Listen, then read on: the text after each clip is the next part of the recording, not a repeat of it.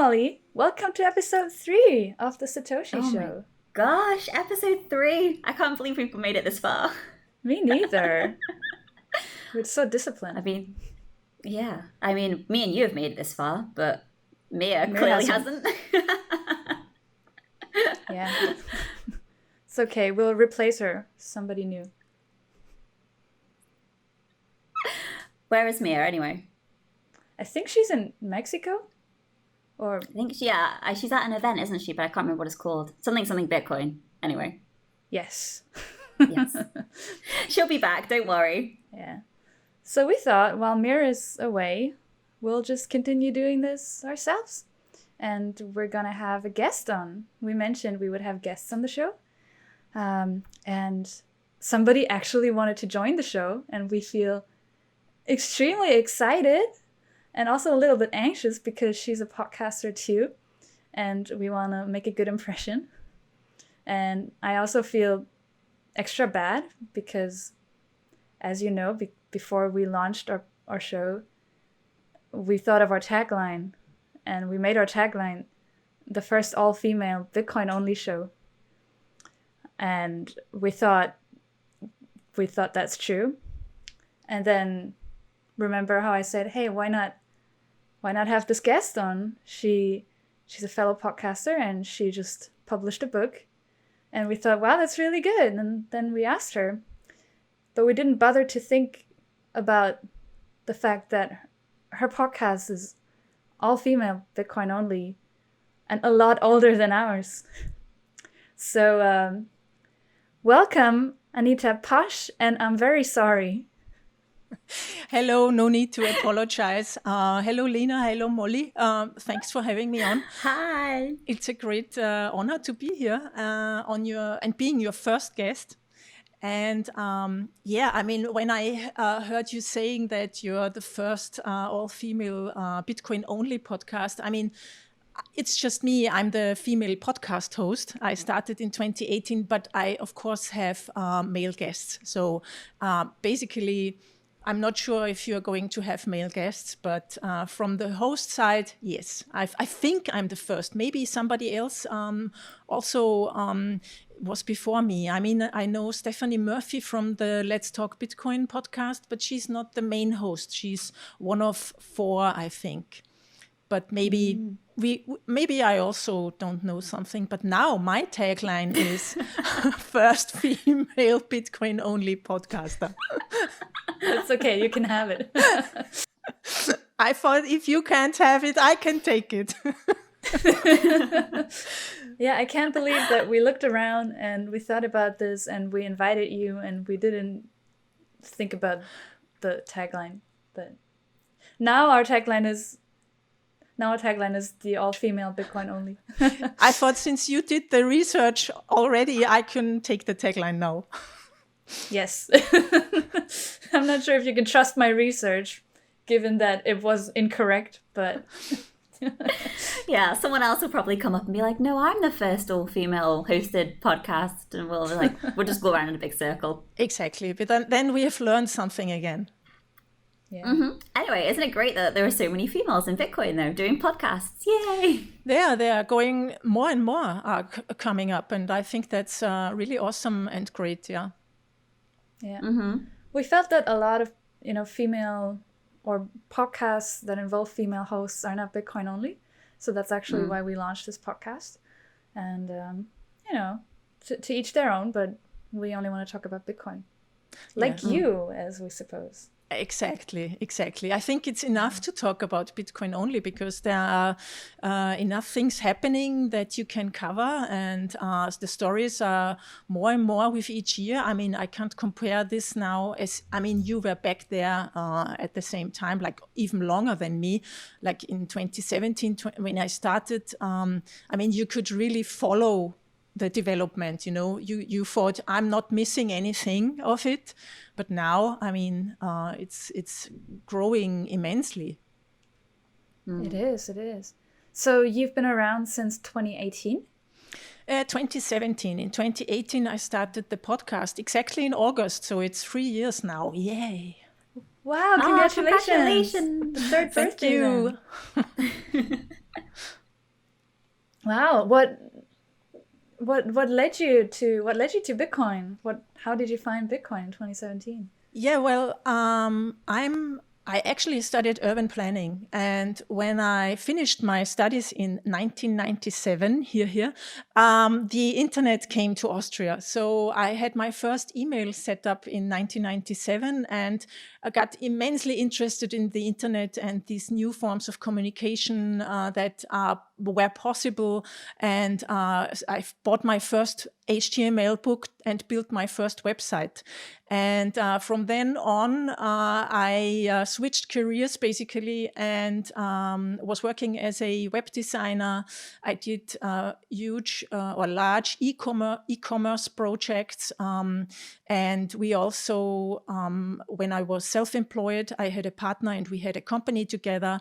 And we did online platforms like online marketplaces, something similar to Etsy, but a lot of smaller, of course, for design, for sustainable designer goods and things like that.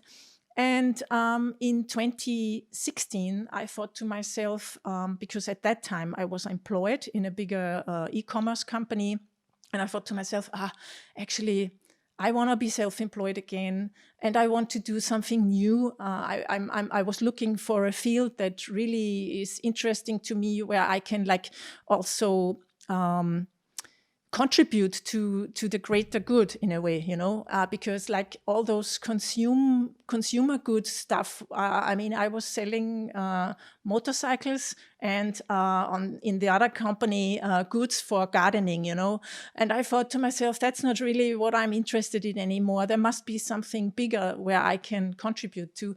And then I decided to do a year off. I went to Berlin.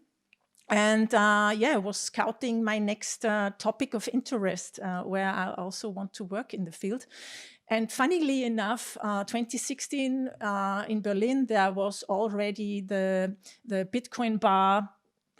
So now the first Bitcoin bar in the world, where you could buy beer and burgers with Bitcoin. But I didn't realize it back then, So I heard the first time about Bitcoin in 2011. So I tweeted about Bitcoin back then. But I thought it's something like PayPal. And I thought to myself, don't need another PayPal. So I really didn't get it. And so in 2017, I got back to Vienna and settled back in here and thought, okay, so now I'm going to work as a web designer and online marketer and things like that. And then in spring 2017, I visited a talk at a conference by Shermin Foschengier, and she was talking about Bitcoin and blockchains and how they will impact the world. And I immediately understood the possibilities and how big this is, how revolutionary it was for me, like the beginning of the internet. And from then on, I decided that's interesting. I want to work in that field. That's something what I, as a solopreneur, can do, because it was clear to me I don't want to found a startup, a company or something like that. I wanted to work alone. And from that on, I started to dig in the famous rabbit hole. Yeah. Do you feel any regret at all that in 2011 you heard about Bitcoin and you didn't buy any? Yeah, and even if I had bought some or any or more, I might have lost it or something like that, or I might have spent it. I don't regret anything.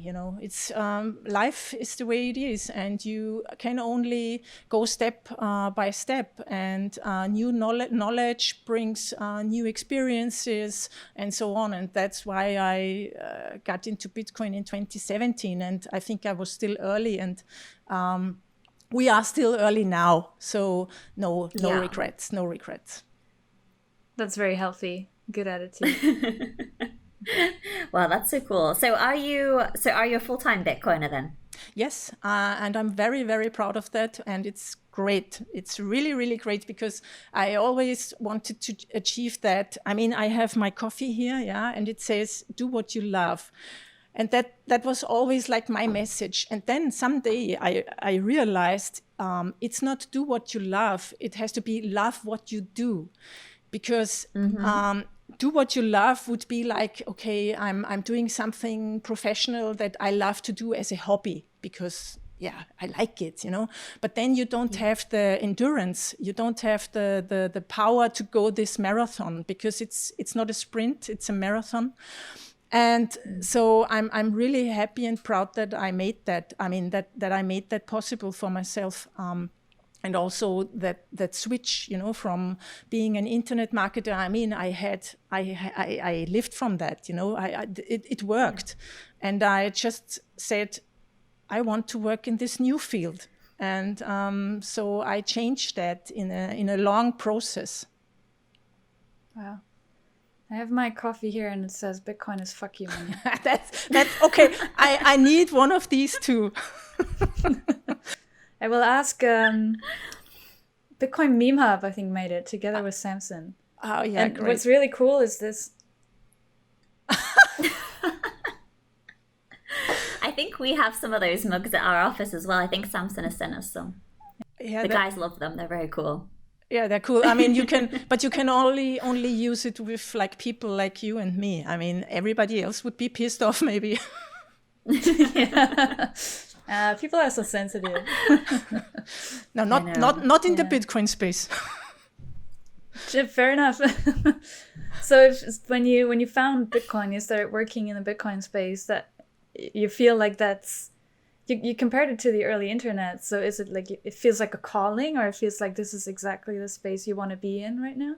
Yeah, exactly. It's not so much of a calling, but more it's the combination of all I have done in my life, all of my interests. I mean, when I was 14, I produced my first paper, you know, a fanzine for Duran Duran. And I printed it out and then put I took the magazines and took a scissor and put the images and stuff on paper and copied it and something like that. So, and now I'm a podcaster, you know, I'm doing media online, and also my history as a e-commerce. I'm not so much a developer. I was more like a project manager. I always had to be able to talk to marketing people as well as to developers.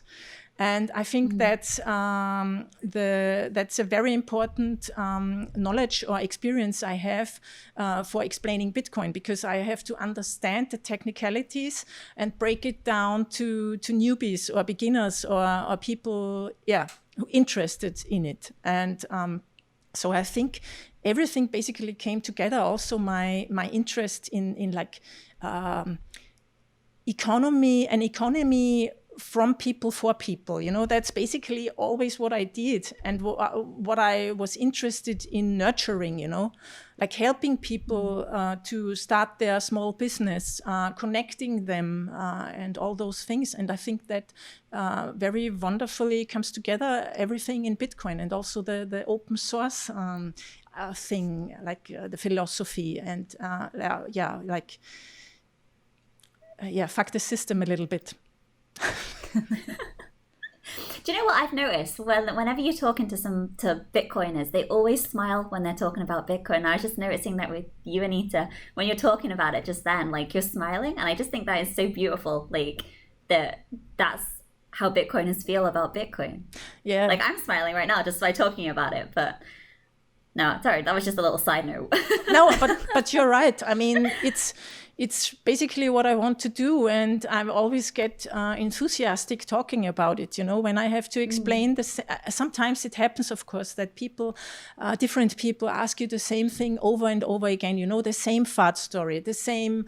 It uses so much electricity. It's not backed by anything, but we need a control, whatever. You know, but all the time I'm explaining that again. I realize how much I love what it does, you know, and that's also great to have this enthusiasm from one Bitcoiner to the next, you know, because as you know, wherever you go around the world, I'm asking first, who is into Bitcoin in this city? Can I meet you? So you also get to know a lot of people, and that's great. Yeah, no, I love it. I don't think the Bitcoin community is as toxic as it makes out to be. We're all just actually really happy and enthusiastic people. Yeah, I mean, to be honest, I sometimes I just make like I walk around the toxic people sometimes, like, and not everybody is the same in person as online, it often also how you write things down is different than you would say it, in person. And yeah, I mean, too much toxicity is also too much for me. I don't like it. I don't like to push newbies away from the space because of rude Bitcoiners. I think that's not good. But in general, you're right. Bitcoiners are very nice people. Yeah, exactly. Cool. So you talk then just about, it being your life. So we actually talked about it on the podcast that we've not yet released, but soon coming out, about this sort of work-life balance with Bitcoin, and how do you switch off from your work with Bitcoin being 365, 24/7? What do you do to unwind? Yeah, it's hard because when you're so enthusiastic about something, you don't want to miss anything. But yeah, of course, as a solopreneur, I also, if I take a day off or do a holiday, then nobody works anymore, So that puts me a little bit into like a stressful situation, but I've learned to live with it. And what I do is a lot of sports, like I'm cycling a lot, I'm swimming almost every day if I can make it. And also a part of Team SatoSHE. We did, like 2 years ago, we did the SatoSHE Triathlon, where we cycled, ran, and swam from Zurich to Munich. And now in October, we are doing the Road to Bitcoin. It goes from Italy to Munich again. And all Bitcoiners are invited to join us on that. They can do a relay stage. So sports, a lot of sports. Then, of course, meeting with friends and trying to have also time for me, like to think about things and to calm down the mind, But basically, most thing is doing sports, yeah. That's cool. So you said friends there. Are all your friends Bitcoiners as well, or not yet? You haven't orange-pilled them? No. I've orange-pilled a lot of people, and I'm always trying to, but not in a, how shall I say, if they have any questions about it, I'm answering, but I'm not pushing it on them. And I think I lost some friends on the road, Like it happens. Yeah, exactly, it happens. And I mean, my goal is to orange pill at least my closest friends, mostly female friends, because I really think that it's important, or it will be very positive for them in the future. So your book is called Learn Bitcoin, and the L is in brackets, so learn/earn Bitcoin. Yes, exactly. Oh, you have it there? Wow. I have it. That's it an here. epic cover. That is amazing. Yeah, thank you very much. Yes, that the cover was made by Sovereign's designer. So Sovereign sponsored my work. That was very great because now we can also translate it to German. I will do that apparently. To Spanish, to Chinese and Russian, which is great. And so the title, which is Learn and Earn Bitcoin, says exactly what I'm doing. Like I'm giving all the information you need around the why of Bitcoin. So why should you even use it, or why should you learn about it? And in the second part of the book, it's more like a practical guide with a staircase to self-sovereignty, because that's my goal in the book, to lead people up to the stage where they have their own keys, sorry, their keys and the coins. And I have a lot of like advice on that. And it's basically really built up in a way that at first you learn the basics, and then you learn step by step how to come from no coiner or pre-coiner to a Bitcoiner. That's awesome. Okay, so is that the target people for your book then, like pre-coiners and no coiners? Exactly. So fiat users and pre-coiners, like the people who thought about Bitcoin. So I'm not sure if I want to. I don't know all the arguments. So I'm giving the positive side of Bitcoin. And I also show all the FAT stories or arguments that one might have that prevent her or him from using Bitcoin. And I'm also talking about those. And so, yes, it's basically fiat users and pre-coiners who might already have some Bitcoin, but they have it on a centralized exchange. And so I'm trying to get them that they use a self-hosted wallet, a hardware wallet, and use Bitcoin in this self-sovereign way. That's incredibly important as well. I mean, I work at Coin Corner, which is a centralized exchange, and we do encourage users to, withdraw and hold their own Bitcoins themselves. It can be difficult, I think, because it's another part of Bitcoin, isn't it, that you have to understand. And buying them on an exchange and just leaving them there is easy and great and whatever. But the real important part of that is the self-holding, which is so important. Exactly. And I give also some reasons why it's important, because many people don't understand what the difference is. And I explain that only with you having the keys, so nobody can take it away from you. It's uncensorable. And you also, there cannot be new financial products built upon your Bitcoin. So there's no rehypothecation possible and things like that. And you also can, you have more, how shall I say, not power, but you know what I mean. You're a Bitcoin user then, and you have a voice basically in the consensus, and what happens with Bitcoin. Yeah. A way that I found very easy to understand why it's important to own your money, to have it and not just hold it on a centralized exchange, is that your bank only lets you withdraw so much money every day at an ATM or whatever. They only let you send so much money before they start asking weird questions or say, oh, we don't want you to do that or whatever. And that's really annoying. And that is that's just the status quo around the world. We're not even talking about countries where you run into some really terrible situations where the banks just don't service people anymore, or what you're seeing right now, really unfortunately, in Afghanistan, where people are running to the banks trying to get their money, and they're being told, well, the bank's not in service right now, sorry, come back another day. So I found this comparison very helpful in understanding why you want to hold your money, you want to hold your keys yourself. You want to hold your coins in your own wallet. And I think once you do that, once you get over the fear of losing your keys, although I don't think you ever really get over it, but once you learn to live with it, you don't go back. Yeah. I mean, this is the whole point in Bitcoin, isn't it? Is be your own bank, essentially. Yeah, exactly. Yeah.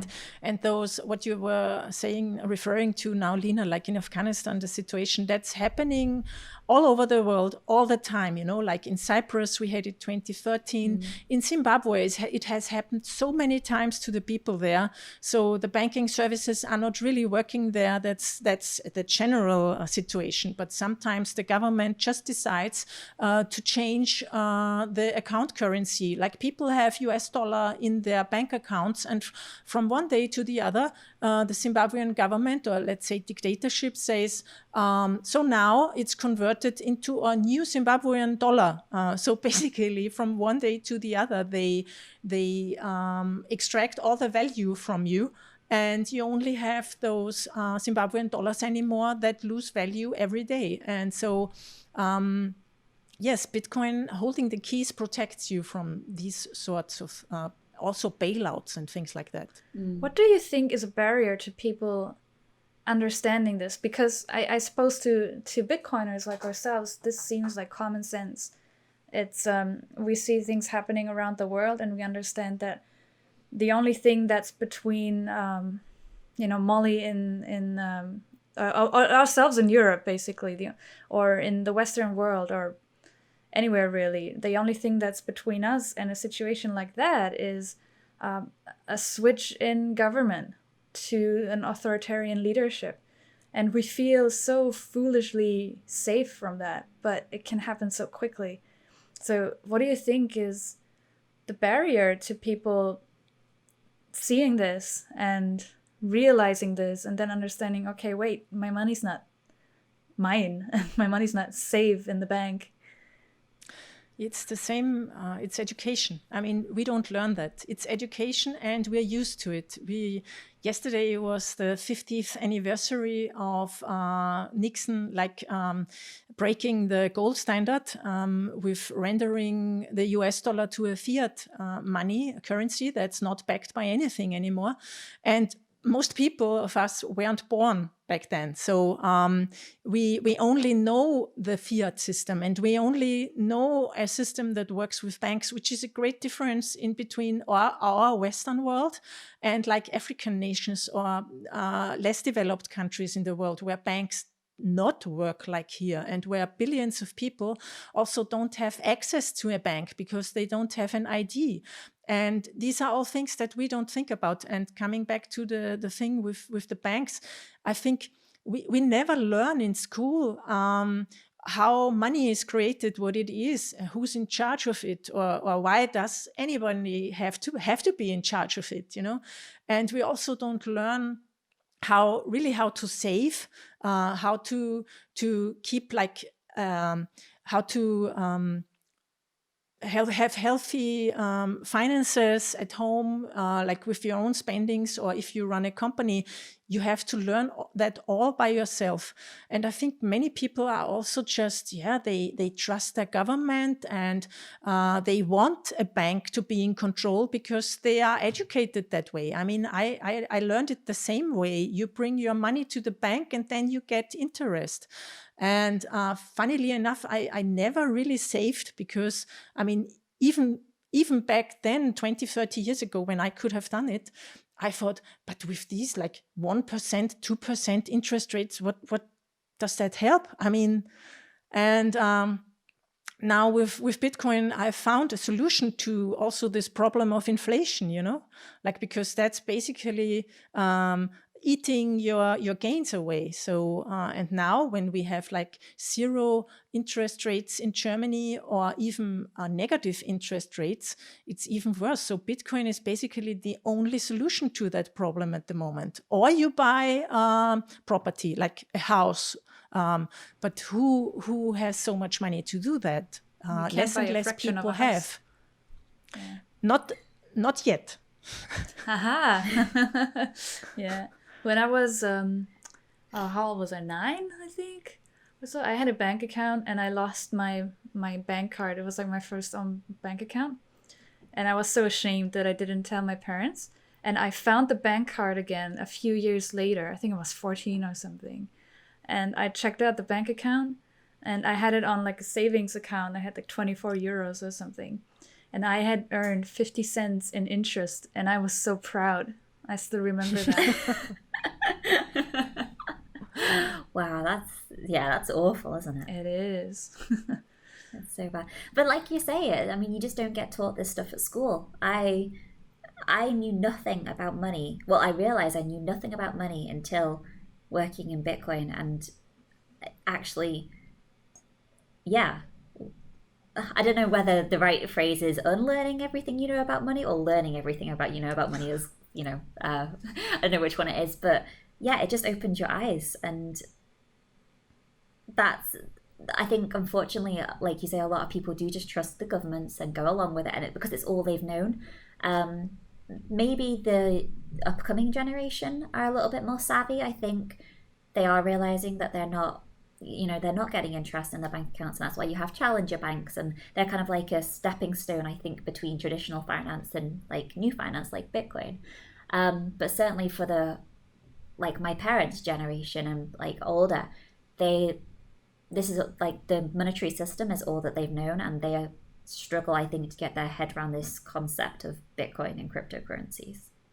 Yes, exactly. And I think the younger people, they are coming from a complete different direction. They are living with the internet since they were born. I mean, and with it's completely common to them to like maybe send value over the internet, like in gaming, for instance, and things like that. So, and as you say, I agree with these new banks that are only online. I mean, back in the days, I had to go to in town to the bank, and I couldn't send money over the internet in any form. So, I think for the older generation like me, for most people, it's really incomprehensible how something like Bitcoin can have any value, So yes, I think it's a generational thing, and young people are,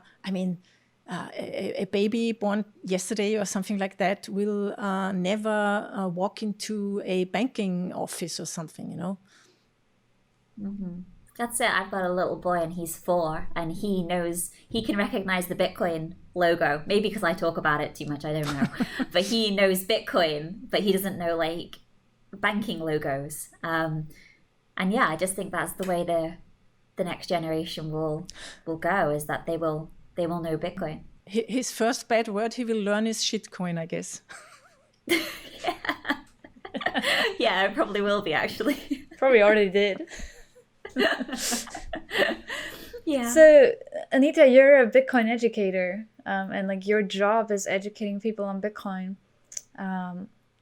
But on your way there, because it is a steep learning curve you have with Bitcoin, right? Are there any people that helped you with that, either directly or indirectly, by writing a book that you've read, or some other way? Mm-hmm. So yeah, I think my main influence has been Andreas Antonopoulos. Not only I started watching his videos in 2017, and he's also a lecturer or tutor at the University of Nicosia, which offers a free digital currency MOOC, a open online course for everyone. So it's free and it's great, and I did that. And then, of course, my colleagues at Bitcoin Austria, which is our non-governmental organization here in Austria, educating people and organizing meetups and stuff like that.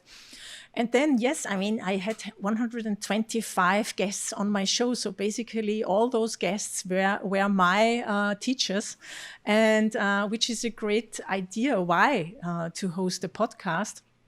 And yeah, so that's basically it. And I learned a lot. Like I was, luckily, I was one of the translators of The Internet of Money, the first 2 volumes to German. And there, of course, I learned a lot. And then writing my own book is basically learning. Yeah. So these are, I guess, there are a lot of people like Nick Carter, Lynn Alden, Caitlin Long, Jameson Lopp, those kinds of people who are also very present on Twitter are my daily teachers, I would say. That's the thing, you don't stop learning in this space. You always learn something new. Like your brain just doesn't stop learning things. Exactly. It's so great. And I forgot to mention Adam Beck, of course, who has also had great influence on what I understand. And yeah. Where can people get your book? Oh, the best is you go to learnbitcoin.link. Because there you can find all the information about the book. You can buy it as an ebook for Bitcoin or Lightning. And it also gives you the links to Amazon, Barnes & Noble. And basically, you should be able to buy it in bookstores too.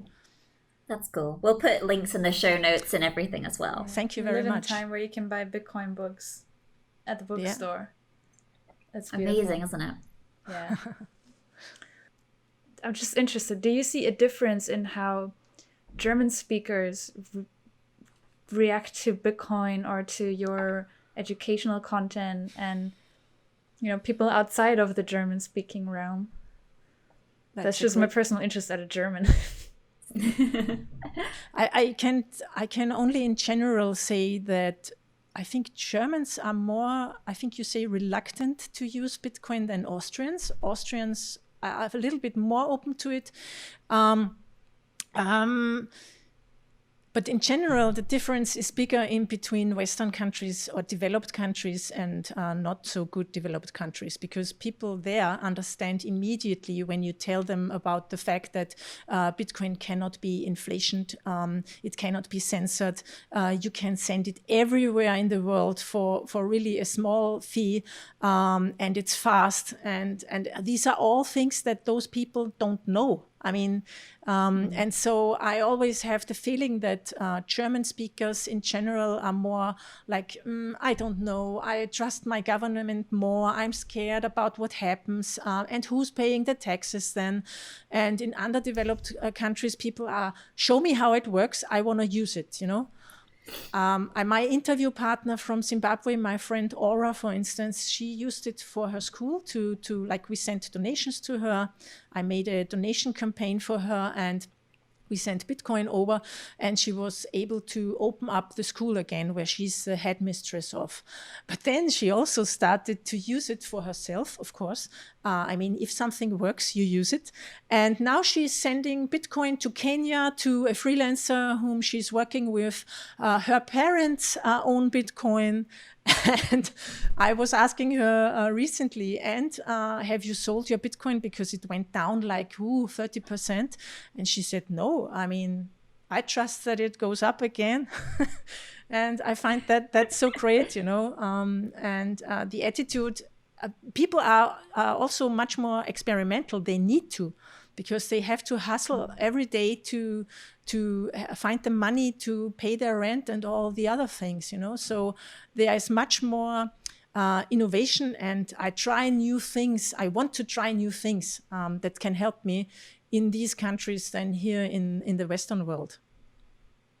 I agree.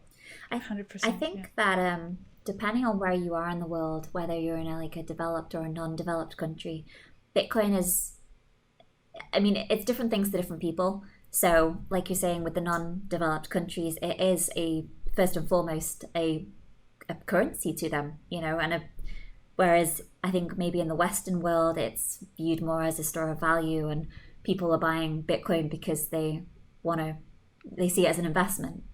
But I find that fascinating that Bitcoin is one thing, but it's just different things to different people depending on where you are in the world.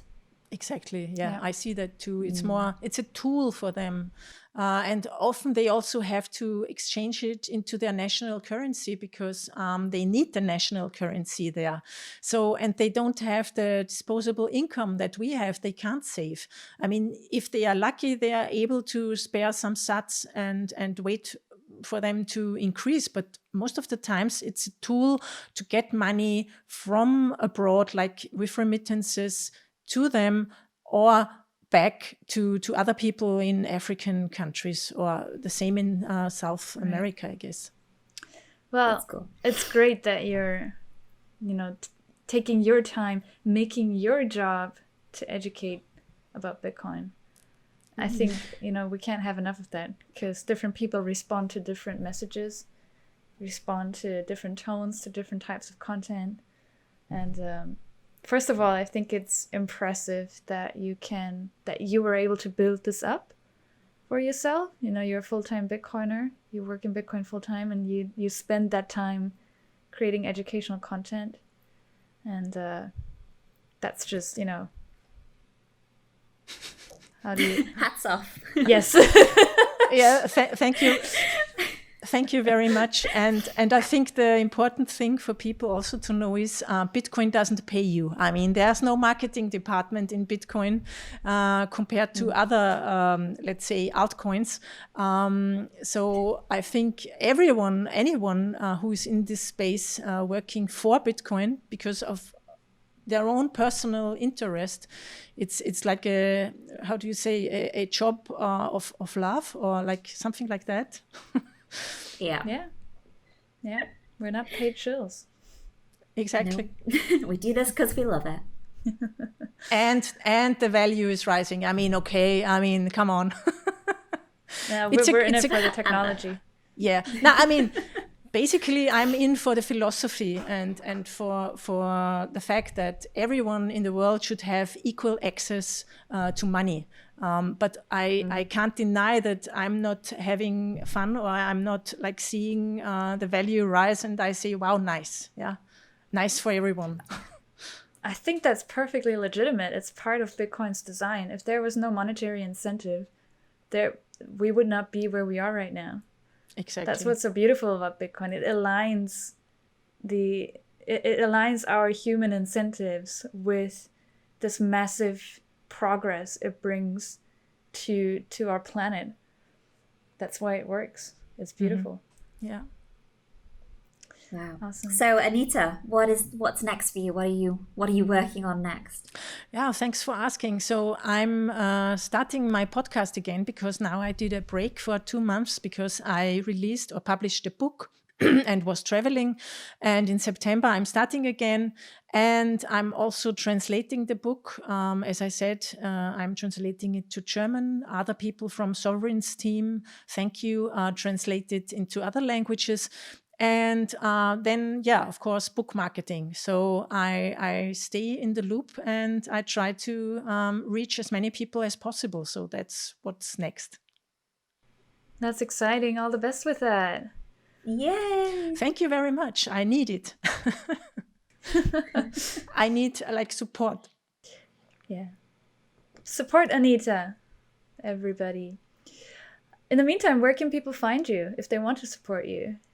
So as I said before, the book is at learnbitcoin.link. My podcast is called The Anita Posch Show. You can find it in any podcast player. And I'm on Twitter at Anita Posch. Awesome. Great. Thank you so much for coming onto the SatoSHE Show, Anita. Yeah, thank you for being our first guest. Thank you, Molly.